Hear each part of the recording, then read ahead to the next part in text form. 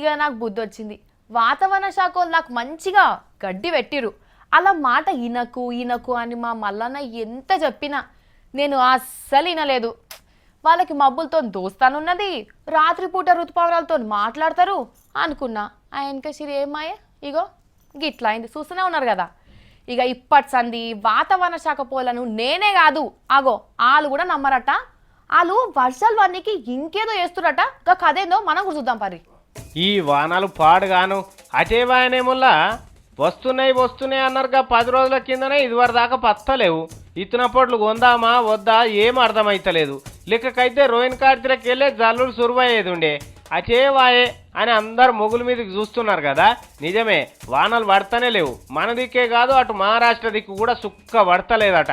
మన దిక్కైతే ఏం చేస్తాం వానలు పడాలని. ఇంకా 4 రోజులు చూసి కప్పల పెళ్లి చేసి దేవునికి దండం పెట్టి అయ్యా నీ బాంచని జర వానలు పడని అని బండ మీద ఇంత పాశం పోసి నాకుతాం. ఇక సేమ్ టు సేమ్ మహారాష్ట్రలో ఉన్న నాగపూర్లో కూడా చేసిండ్రు కప్పల పెళ్లి. బ్యాండు గీండు బరాత్ గిరాత్ జోర్దార్గా చేసిండ్రు అనుకోరాదు.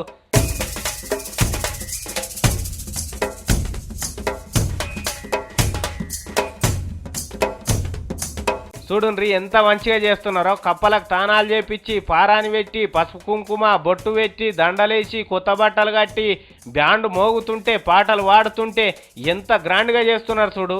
ఇది కూడా వాన కోసం చేస్తున్నదే. మన దిక్కైతే కప్పను కానికో రోకలకో కట్టి యాపకొమ్మలు జుట్టి చేస్తాం. కానీ అక్కడ దిక్కోలు ఇట్లా చేస్తున్నారు చూడు.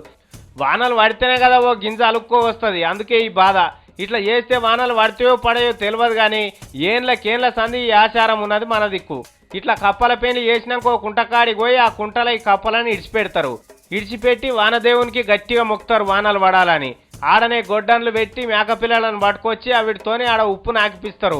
మన దిక్కు పాశం ఎట్లా నాకుతారో అటు మేకలకు ఉప్పు నాకిస్తారు. అటెనక సీరా వీటిని కోసి ఆడనే వండుకొని తింటారు. ఇట్లా చేస్తే మస్తు వానలు పడతాయని అలా నమ్మకం. అంతేనా? गर्मी से त्राही हो रहा है. हम सभी ने यही योजना बनाया है कि बेरहक मेढकी की शादी करने से शीघ्र वर्षा हो जाती है. చూసిండ్రు కదా. మరి మీకు కూడా ఇటువంటి నమ్మకాలు బాగానే ఉండొచ్చు కానీ జర ఆలోచన చేయండి. పండుగ చేద్దామా వద్దా అనేది.